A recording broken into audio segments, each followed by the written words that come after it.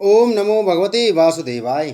नमस्कार दोस्तों, स्वागत है आप सभी का हमारे चैनल भक्ति ज्ञान में। दोस्तों, आज मैं आपको श्रीमद् भागवत महापुराण की कथा सुना रहा हूँ। दोस्तों, पिछली कथा में हमने वर्णन किया था कालिय के काली देह में आने की कथा तथा भगवान का ब्रजवासियों को दावा नल से बचाना। आज की कथा में हम वर्णन करेंगे प्रमलासुर उद्धार।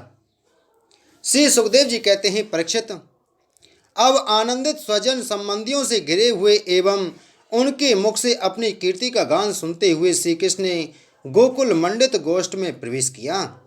इस प्रकार अपनी योग माया से ग्वाल का सा वेश बनाकर राम और श्याम ब्रज में क्रीड़ा कर रहे थे। उन दिनों ग्रीष्म ऋतु थी।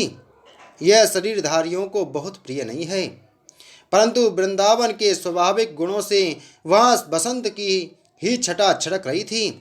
इसका कारण था वृंदावन में परम मधुर भगवान श्याम सुंदर श्री कृष्ण और बलराम जी निवास जो करते थे। झींगुरों की तीखी झनकार झरनों के मधुर झरझर में छिप गई थी। उन झरनों से सदा सर्वदा बहुत ठंडी जल की फुइयां उड़ा करती थीं, जिनसे वहां के वृक्षों की हरियाली देखते ही बनती थी। जिधर देखिए हरी हरी दूब से पृथ्वी हरी हरी हो रही थी। नदी, सरोवर एवं झरनों की लहरों का स्पर्श करके जो वायु चलती थी, उसमें लाल, पीले, नीले, तुरंत के खिले हुए, देर के खिले हुए, कलहार, उत्पल आदि अनेकों प्रकार के कमलों का पराग मिला हुआ होता था। इस शीतल, मंद और सुगंध वायु के कारण वनवासियों को गर्मी का किसी प्रकार का क्लेश नहीं सहना पड़ता था। ना दावाग्नि का ताप लगता था और ना तो सूर्य का घाम ही। नदियों में अगाध जल भरा हुआ था। बड़ी बड़ी लहरें उनके तटों को चूम जाया करती थीं। वे उनके पुलिनों से टकराती थीं और उन्हें स्वच्छ बना जाती। उनके कारण आसपास की भूमि गीली बनी रहती और सूर्य की अत्यंत उग्र तथा तीखी किरणें भी वहाँ की पृथ्वी और हरी भरी घास को नहीं सुखा सकती थी। चारों ओर हरियाली छा रही थी। उस वन में वृक्षों की पात फूलों से लद रही थी। जहाँ देखिए वहाँ से सुंदरता फूटी पड़ती थी। कहीं रंग बिरंगे पक्षी चहक रहे हैं तो कहीं तरह तरह के हरिन चौकड़ी भर रहे हैं। कहीं मोर कूक रहे हैं तो कहीं भौरे गुंजार कर रहे हैं। कहीं कोयलें कुहूक रही हैं तो कहीं सारस अलग ही अपना अलाप छिड़े हुए हैं। ऐसा सुंदर वन देखकर श्याम सुंदर श्री कृष्ण और गौर सुंदर बलराम जी ने उसमें विहार करने की इच्छा की। आगे आगे गौएं चलीं, पीछे पीछे ग्वालवाल और बीच में अपने बड़े भाई के साथ बांसुरी बजाते हुए श्री कृष्ण। राम, श्याम और ग्वाल बालों ने नव पल्लवों, मोर पंखों के गुच्छों, सुंदर सुंदर पुष्पों के हारों और गेरु आदि रंगीन धातुओं से अपने को भांति भांति से सजा लिया। फिर कोई आनंद में मग्न होकर नाचने लगा तो कोई ताल ठोक कर कुश्ती लड़ने लगा और किसी किसी ने राग अलापना शुरू कर दिया।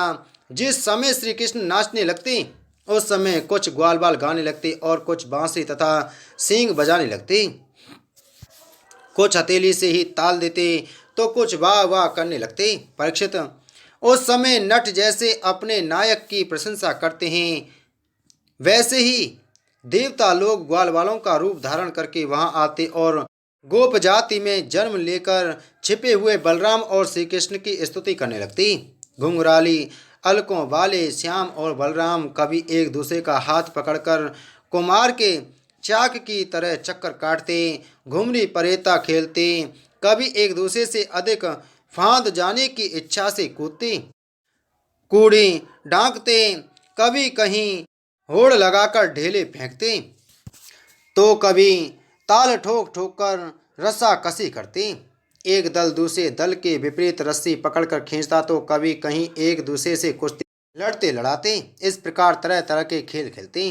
कहीं कहीं जब दूसरे ग्वाल बाल नाचने लगते तो श्री कृष्ण और बलराम जी गाते या बांसुरी, सींग आदि बजाते और महाराज कभी कभी वे वाह वाह कहकर उनकी प्रशंसा भी करने लगते। कभी एक दूसरे पर बैल, जायफल या आंवले के फल हाथ में लेकर फेंकते, कभी एक दूसरे की आंख बंद करके छिप जाते और वह पीछे से ढूंढता। इस प्रकार आंख मिचौली खेलते। कभी एक दूसरे को छूने के लिए बहुत दूर तक दौड़ते रहते और कभी पशु पक्षियों की चेष्टाओं का अनुकरण करते। कहीं मेंढकों की तरह फुदक फुदक कर चलते तो कहीं मुंह बना बनाकर एक दूसरे की हंसी उड़ाते। कहीं रस्सियों के बल से वृक्षों पर झूला डालकर झूलते तो कभी दो बालकों को खड़ा कराकर उनकी बाहों के बल पर ही लटकने लगते। कभी किसी राजा की नकल करने लगते। इस प्रकार राम और श्याम वृंदावन की नदी, पर्वत, घाटी, कुंज, वन और सरोवरों में वे सभी खेल खेलते जो साधारण बच्चे संसार में खेला करते हैं। एक दिन जब बलराम और श्री कृष्ण ग्वाल वालों के साथ उस वन में गौएं चरा रहे थे, तब ग्वाल के वेश में प्रलम्ब नाम का एक असुर आया। उसकी इच्छा थी कि मैं श्री कृष्ण और बलराम को हर ले जाऊं। भगवान श्री कृष्ण सर्वज्ञ हैं, वे उसे देखते ही पहचान गए। फिर भी उन्होंने उसका मित्रता का प्रस्ताव स्वीकार कर लिया। वे मन ही मन यह सोच रहे थे कि किस युक्ति से इसका वध करना चाहिए। ग्वाल बालों में सबसे बड़े खिलाड़ी खेलों के आचार्य श्री कृष्ण थे। उन्होंने सब ग्वाल बालों को बुलाकर कहा, मेरे प्यारे मित्रों, आज हम लोग अपने को उचित रीति से दो दलों में बांट लें और फिर आनंद से खेलें। उस खेल में ग्वाल वालों ने बलराम और श्री कृष्ण को नायक बनाया। कुछ श्री कृष्ण के साथी बन गए और कुछ बलराम की। फिर उन लोगों ने तरह तरह से ऐसे बहुत से खेल खेले जिनमें एक दल के लोग दूसरे दल के लोगों को अपनी पीठ पर चढ़ाकर एक निर्दिष्ट स्थान पर ले जाते थे। जीतने वाला दल चढ़ता था और हारने वाला दल ढोता था। इस प्रकार एक दूसरे की पीठ पर चढ़ते चढ़ाते श्री कृष्ण आदि ग्वालवाल गौएं चराते हुए भांडी नामक भट्ट के पास पहुंच गए। परीक्षित, एक बार बलराम जी के दल वाले सीदामा, वृषभ आदि ग्वाल वालों ने खेल में बाजी मार ली। तब श्री कृष्ण आदि उन्हें अपनी पीठ पर चढ़ाकर ढोने लगे। हारे हुए श्री कृष्ण ने सीदामा को अपनी पीठ पर चढ़ाया, भद्रसेन ने वृषभ को और प्रलम्ब ने बलराम जी को। दानव पुंगव प्रलम्ब ने देखा श्री कृष्ण तो बड़े बलवान हैं, उन्हें मैं नहीं हरा सकूंगा, अतः वह उन्हीं के पक्ष में हो गया और बलराम जी को लेकर फुर्ती से भाग चला और पीठ पर से उतारने के लिए जो स्थान नियत था उससे आगे निकल गया। बलराम जी बड़े भारी पर्वत के समान बोझ वाले थे। उनको लेकर प्रलंबासुर दूर तक ना जा सका। उसकी चाल रुक गई। तब उसने अपना स्वाभाविक दैत्य रूप धारण कर लिया।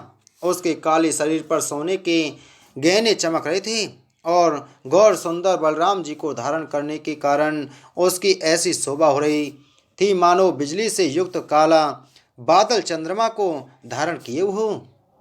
उसकी आंखें आग की तरह धधक रही थीं और डाढ़ें बहुत तक पहुंची हुई बड़ी भयावनी थीं।